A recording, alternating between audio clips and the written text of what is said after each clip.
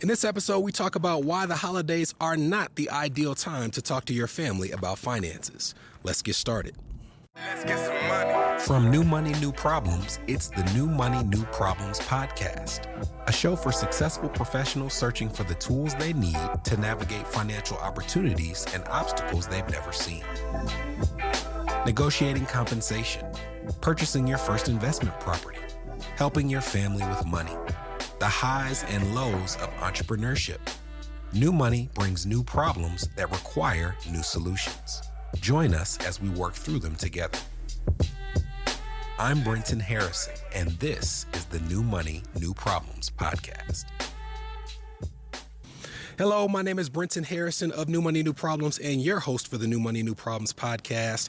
If you're watching on video, you are probably very confused because not only are we posting this episode a little late, but I also am not in the office. I am outside. I am in Colorado for the holidays with my in-laws. If you're looking on video, I hope you'll at least check out the YouTube to see this backdrop behind me. But it's a nice day. It's a little loud in the house, so I figured it might be a little better for me to just do this episode in the fresh air. But the timing of this episode has to do with the holiday season. So I want to tell you what this is about. When you look at the financial advisor or the financial personality landscape, very rarely do you find a person or a personality who comes up with topics that nobody else has come up with before. There are rules of thumb that really are just rules of thumb because somebody said it and then the second person, third person said it and it becomes a rule of thumb.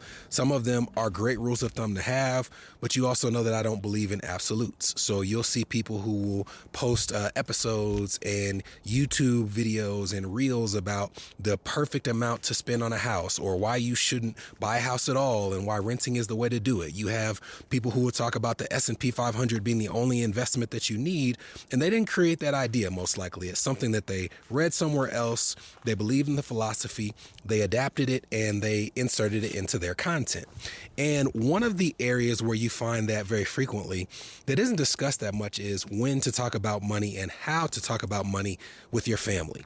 So I can say that over the years, I have seen several financial advisors, including myself, adapt the philosophy and the mindset that when you have the opportunity to talk to your family about money, you should do so no matter what, right? Like how many opportunities do you have to have all the involved parties in a room and have a real conversation about finances? Not many, right? If you're like me and you have a ton of cousins and you have siblings and you have parents and aunts and uncles, we're not always in the same space. And when we are, there are certain things that you want to get hashed out as quickly as possible.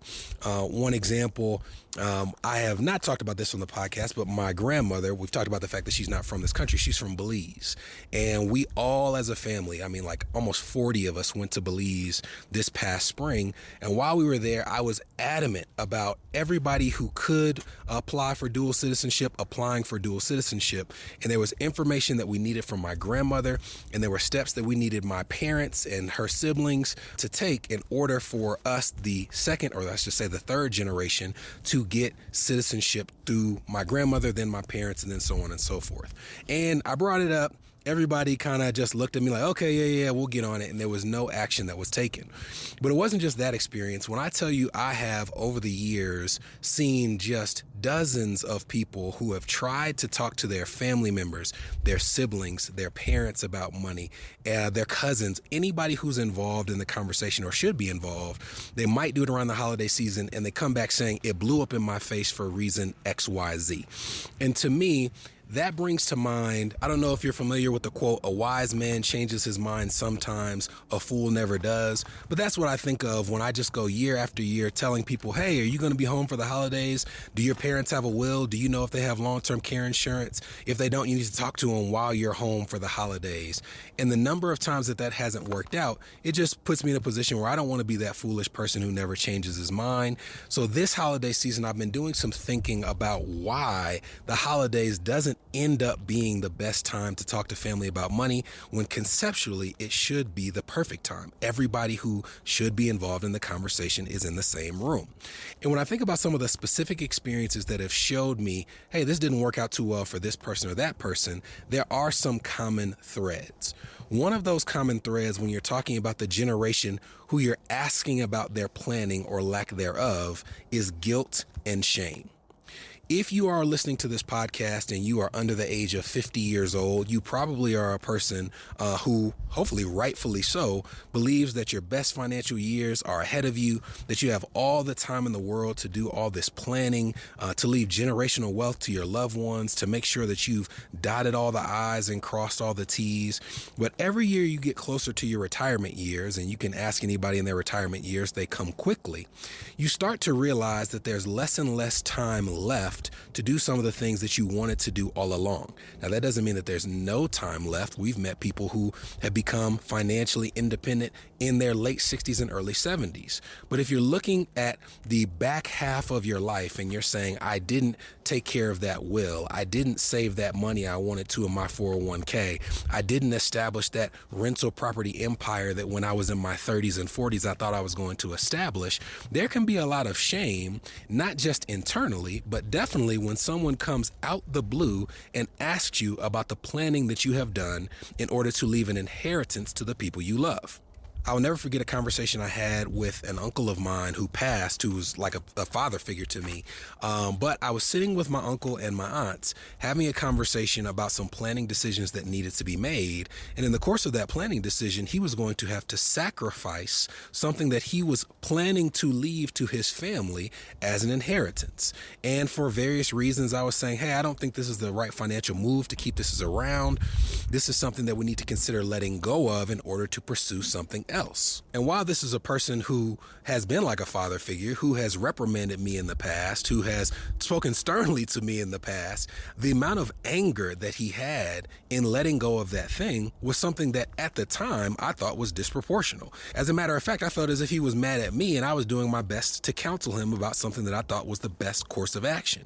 And in talking to him later about the conversation, but my aunt shortly after that initial conversation, she said, you know, it's just tough. It's something where if you feel like you have something set aside and now you're coming to grips with the fact that you may have less than you had planned for, then you being the person that delivered the message doesn't mean that he's angry at you. He's angry at the message, and that's something that he's having to confront. And this may play out in your conversations where if you out the blue with no foresight or advance notice say, what type of planning have you done? You may get an angrier response than you expected because there may be some internal guilt and shame about a lack of preparedness. Another common thread is the prodigal son element of this. You see this a lot in minority communities where there is anger from an elder generation when people ask about what type of life insurance they may have. We've talked about the term, oh, I only need enough to bury me and I don't want anybody to get rich off my death. There is a history behind why that type of philosophy has taken hold in minority communities. But the fact of the matter is there is an element where if somebody comes and asks about what is going to happen upon your death, it may not be received as foresight and proper planning. It may be perceived as you are trying to figure out how much you're going to get when I die, and I'm still here, and I don't want to think about my death. So that's another element of the conversation that I think people, or I won't even blame it on people, have discounted or underestimated when it comes to talking about family and money during the holiday season.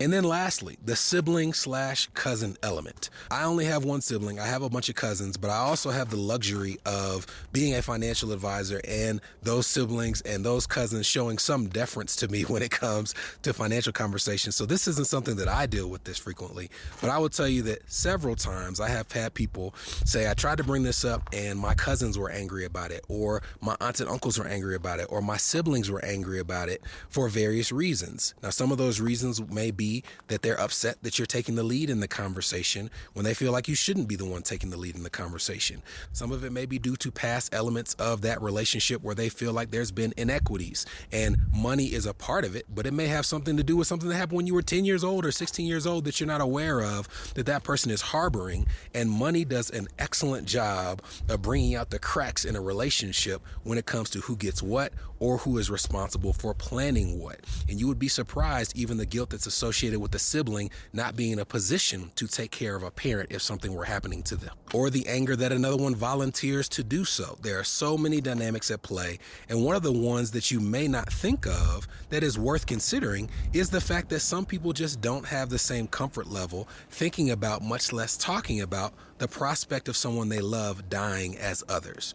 So for all these reasons, when I see talking heads, including myself, telling you that when you go home for the holidays, you need to start the conversation about money with the ones you love, I am now retracting that statement and saying that I no longer believe the holidays is the right time to talk about money, but I do feel it's the perfect time to plan for the conversation about money. And after the break, I'm going to tell you how. This is the New Money, New Problems podcast, a show for successful professionals searching for the tools they need to navigate financial opportunities and obstacles they've never seen. We'll be right back.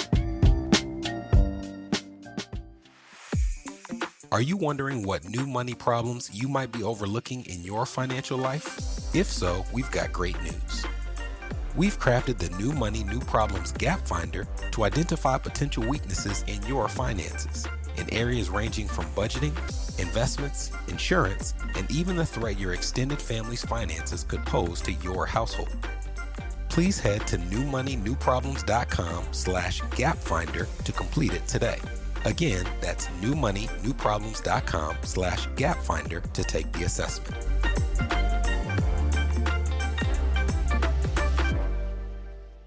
You're listening to the New Money, New Problems podcast. Subscribe now at newmoneynewproblems.com. Welcome back. All right, here's how to take advantage of the holiday season to plan for the conversation with your family about money without actually having to have that conversation during the holiday season. And the first thing I want you to do is I want you to separate the two different parties at play into different camps. And here are those different camps. There's one camp that are the people that you're approaching about their planning. These are the grandparents. These are the parents. These are the elders in your generations that you are trying to make sure that they either have something in place, or if not, that you are assisting them in getting it in place. The second camp are the people who could be the beneficiaries, or the people who are providing for or planning for in the absence of a plan.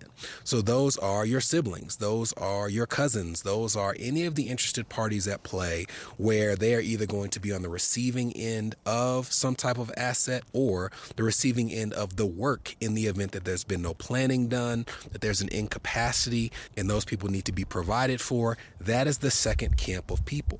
And they are really two different conversations. Now, you're not going to be perfect at this because, again, there's so many elements at play in these conversations that you can't plan for things that you're not aware of.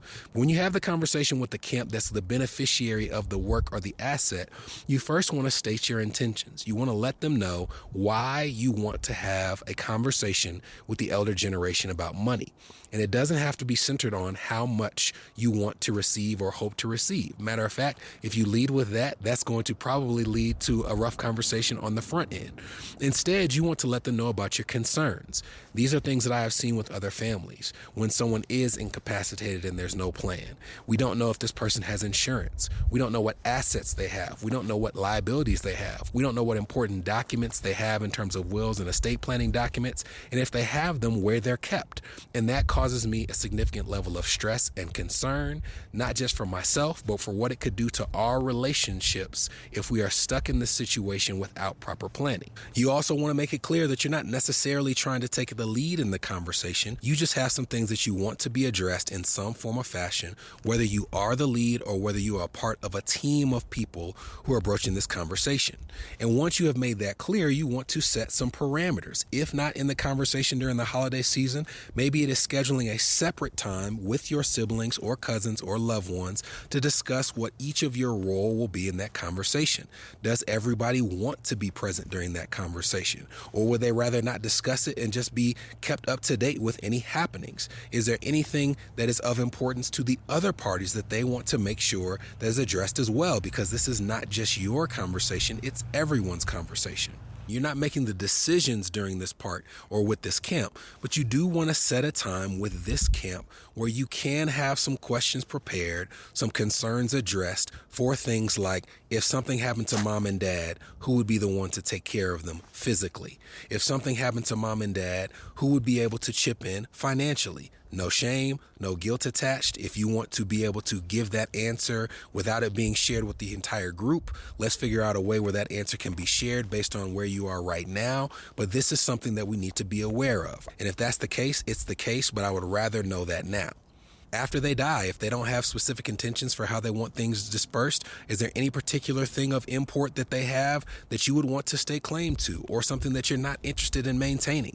Maybe you don't want to keep the house and your siblings do. And if that's the case and the elder generation doesn't have a will, or that will doesn't address what would occur in the event that there's one piece of property that maybe 2 or 3 people want to keep and one doesn't, how will that one person be compensated for their equity in that piece of property? Those are things that, if not addressed in those estate planning documents, can lead to disputes down the line. If they can be addressed before it occurs, I would prefer that you do so. But the most important thing that comes out of this conversation are parameters to when you have the money conversation, a set date and time for when that conversation will occur, because without a date, it will not occur. And you need to give yourself enough time when setting that date to make sure that all the interested parties have enough time to write down their list of questions and make sure that they are prepared when that time comes. Now, the second camp are the generations that you're hoping did some planning, but maybe they haven't. And for that generation, you have to approach this even more delicately because of that guilt and shame element. So I would start the conversation with them by letting them know, hey, I want to, in the future, not right now, have a conversation about end of life or incapacity and what it means in terms of how you would like to be provided for and things that you may like to see upon your death. Again, framing it so that it's something that they can have some agency as compared to you just having a list of things that you want addressed. I'm concerned about your level of care if you're incapacitated and how we can plan for that. I want to make sure that upon your end of life, if there's something in particular that you want to occur, that it's addressed. Even if they've done some planning, put them at ease and say, I am not concerned about how much money I get or do not get. I just want to make sure that from a planning perspective, that things are taken care of. Put them at ease to let them know that if they feel any particular way about what they have or do not have to pass on, that that's not what this conversation is about. It is about preparation and not inheritance. You also want to make sure that they have the opportunity. When we have this conversation, are there any particular things that you would like me prepared to discuss or learn about or hear about, so that they have that agency as well in terms of what's discussed at that meeting, and they're not just getting peppered with questions that they may feel uncomfortable answering. And I will tell you, there's no guarantee that they agree to do this. As a matter of fact, there are people in my family who are actively against talking about anything that has to do with end of life matters. My grandfather comes to mind. But the fact of the matter is, you reach a point where you are not given the option. And you may not even have the option of going back and getting that information depending on the person's capacity. Over the past years, we've had loved ones who didn't give this information. And it's not even that they died before they could give the information. It's that they slipped into things like Alzheimer's and dementia and are just not in a position now to share information that we wish they had shared prior to. So when there is pushback, it doesn't guarantee a response, but you need to let them know, I understand that you have a hesitance to share, but this is something that is going to have to be dealt with whether you tell me the information or not. You having a discomfort with telling me whether you have a will or don't have a will does not change the fact that upon your death, your estate will have to be administered. You not being willing to tell me what assets you do and don't have, or what liabilities you do and don't have, it may not seem like it makes a difference now, but it's something that will have to be dealt with in order to close out your estate. You may not feel like telling me if you have anything prepared to take care of yourself in the event of an incapacity, but if you do, and I don't know that that information exists, then I may not be in a position to find it when you are incapacitated, and it's all up to me. So I understand your hesitance, but by not providing it, you're putting me at a serious disadvantage when it comes to things that will have to be dealt with whether you are comfortable or not.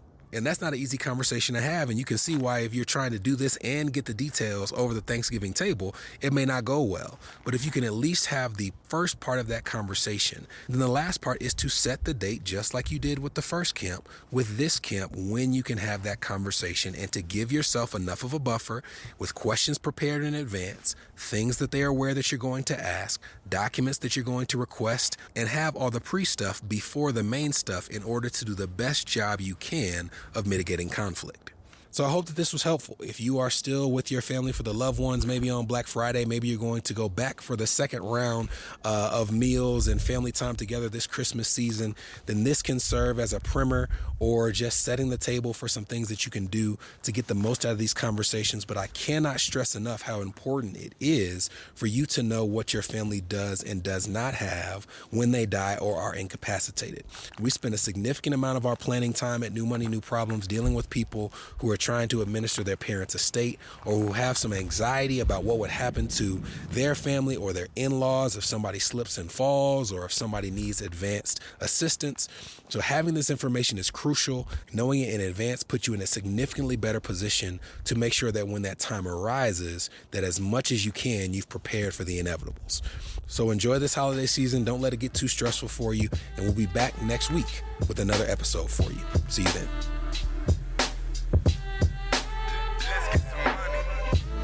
From New Money, New Problems, this was the New Money, New Problems podcast, a show for successful professionals searching for the tools they need to navigate financial opportunities and obstacles they've never seen.